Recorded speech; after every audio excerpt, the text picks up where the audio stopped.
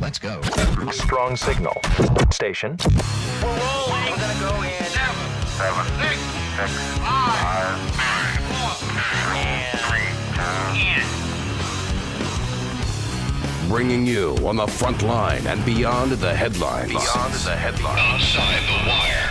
Outside the wire.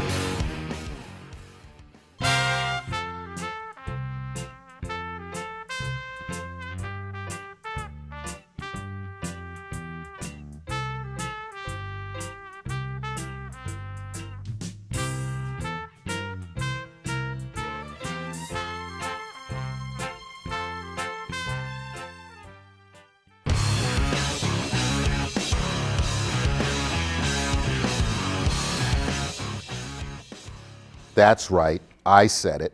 The youth vote is a scandal. Everywhere you look, politicians, pundits, and media types are marveling over the emergence of the young voting bloc, affectionately known as the youth vote. Those under 20-somethings who are voting in the presidential primaries for the first time, the enthusiasm they bring, and the very real possibility that they alone may sway this fall's general election. The problem is, it's obvious they're not independent thinkers. It's obvious they've had years of prep from the liberal professoriate. And this is, in essence, a rigged vote. How do I come to this conclusion? Let me throw a hypothetical out there. As of now, the liberal media has accepted the fact that younger voters are going to vote for Barack Obama. This is merely a reflection of the white guilt, socialist teachings they received in almost every class. But what if the vast majority of younger voters said they were going to vote Republican in the next primary and in November? Do you think the media would be demanding to know what these kids were being taught? Conservative indoctrination would be the big scandal. Pelosi would sic Henry Waxman on the case, hauling in college presidents in front of some oversight committee to find out why kids weren't being taught political opinions fairly. But as they are mostly going to vote Democrat, no big deal. Here's the real problem.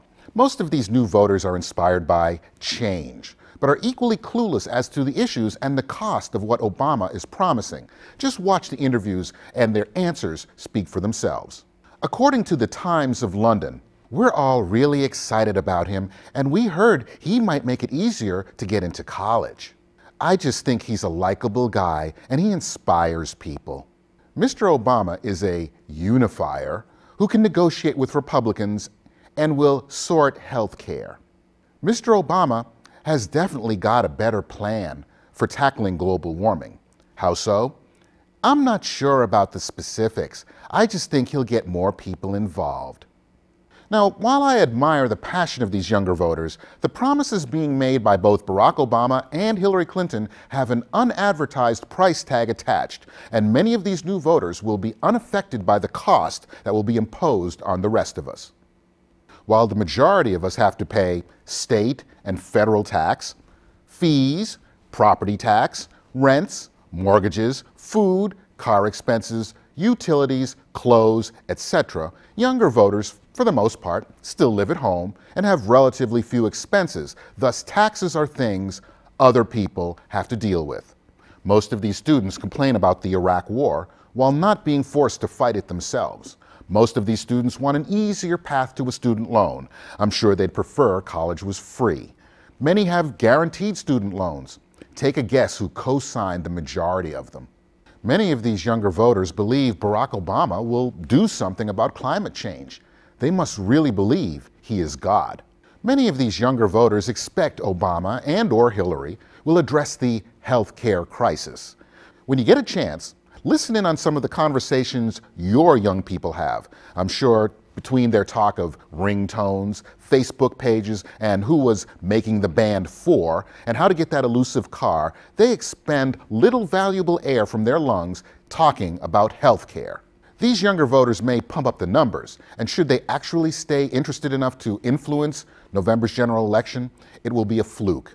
That is, their numbers will be. The fact that they have one collective Borg-like political mindset is not. Liberals in academia have done their jobs well. They have created a blindly loyal, substance-ignorant voting bloc that may well steal the next presidential election. And should they get their way, taxes will go up, We may see an increase from 0 since 9/11 in domestic terror attacks. Healthcare will be as dysfunctional as it is in Canada and the UK, and student loans will be easier to obtain while tuition goes up. I'm not saying young people should be excluded from voting, but I am saying that conservatives need to do more to present a counter to the substance-light, politically correct indoctrination they get now. We'll have to live with their votes. As we have most of their lives, we'll have to pay for them too.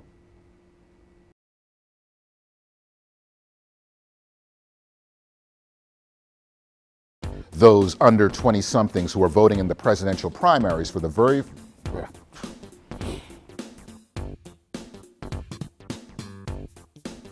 Now, how do I come to this conclusion?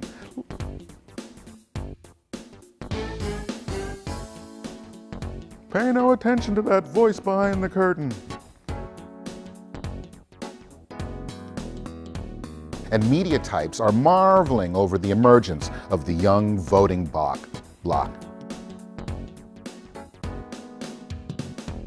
Pelosi would sick Henry Waxman on the case, subpoenaing.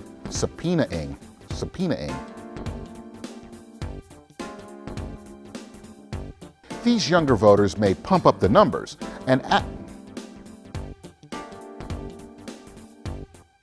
that's right, I said it.